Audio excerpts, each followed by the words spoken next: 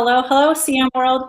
Thank you so much for joining us. I know many of you were on our Twitter chat that just ended, so thanks for joining us over here. So this is Beyond the Chat. So every week we're online for an hour talking to a guest, and we're talking in 280 characters, and we just don't get a chance to really get to know our guests. So here we are. My name is Kathy McPhillips. I head up marketing for the Content Marketing Institute, and I'm just so glad you're all here today. So thanks for joining in.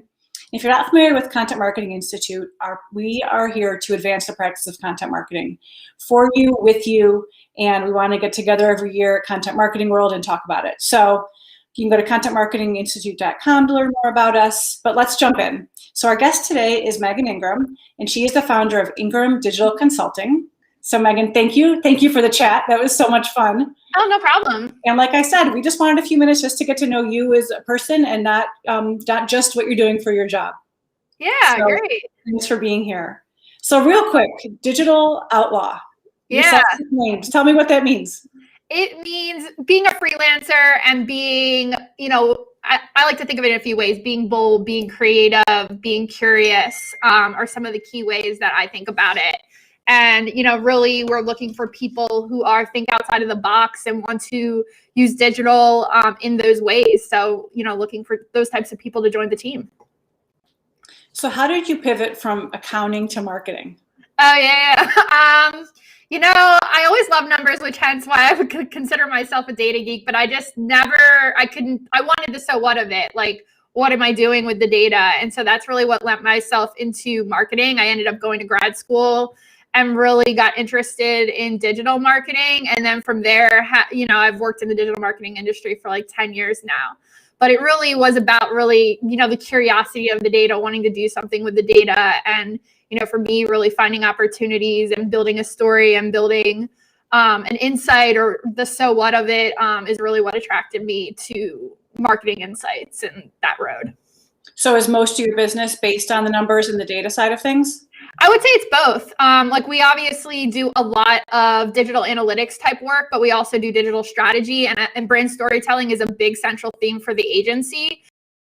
So huge marketing execution where we're working with designers and developers and, more of that creative type so that it's really full circle. Yes, we use data to inform the strategy and plan, but we also are very heavy on using strategy and using creative execution to ultimately deliver, success for whatever that means for you and your brand. Yeah, that's great because marketing is so much math, so much creativity. It's an art and it's a science, and being able to use both sides of your brain and getting that little math fix that you want, but just being able to tell a story from it. I mean, numbers tell us so many things. It's such a great. Yeah. It is really awesome. So Michelle Garrett's a good friend of ours, and Michelle, right? Yeah, I love the freelance chat she puts on Thursdays. It's always a good time. And is that how you know Michelle? Yeah. Well, yeah. I mean, I frequent on the chat. Yeah. So yeah, definitely. So you recently made the jump to a freelancer. How is that different? How do you like that more than? Or what are some perks versus your previous role? Yeah. For me, one, I like the flexibility, being able to set a schedule or set, and to set like how I'm going to go about my day. The other thing is being able to pick and choose the projects that you want to work on. So I think people are more passionate. They're more inspired when they're working on the type of work that they want to do. And that's a big part of the agency. And sort of, we talked about digital outlaws in the beginning. That's a big part of it, is picking people and picking the right team that's going to want to work on that project instead of just simply saying, hey, go do this thing. And so that's really been a really big part of why I enjoy freelance and why I also enjoy working with freelancers. So how that saying is, if we wait till we're ready to do something, we're never going to do it. How did you know that you wanted to start your own business? I had a weird, a weird sort of circumstances happen to me. At the time, I had a client that was in the fitness industry and then just got completely kind of crushed by everything that's happened with COVID. Ended up wanting to go freelance. I had worked a lot with freelancers. And then from that, just had a lot more time to kind of think strategically. And then I just, did one thing and kind of the dominoes fell from there and was able to, we've been building this thing now for about 6 months and it's been great. Yeah. So that's good. Good for you. So I've been working at home for 22 years. And so, during the pandemic, people are saying, what's your biggest tip? And at this point, I just don't know how to do it differently. So I don't really have any good advice. I'm like, I just kind of do it. So what are some tips that you've, in the past 6 months, that you've noticed or that you would suggest to somebody else? I think the biggest, even at me being like a pre-COVID work from homer, the biggest thing for me was being in like the physical home space all day. And so one of the biggest things I learned is to kind of change up your environment, even when you're in the same place. So, maybe I have a standing up desk, for example, and I'm constantly like moving as much as I can between how I'm doing my work. The other thing is to kind of also know when you are like, when you need self-care, when you need times to kind of like re-energize yourself and make your schedule and your environment work to what's going to work best for you. And for everyone, that's different. So, for me, I'm actually more of a night worker. I tend to do a lot of my heavy thinking work like in the later afternoon or evening hours. So I build my schedule like that. Another thing that's worked well for me, for example, is like having certain days where I don't have meetings so that I can be more productive on certain days and really lock in and do like strategy work and more deep thinking kind of work. So I think the best thing is really making that environment work for you. Right.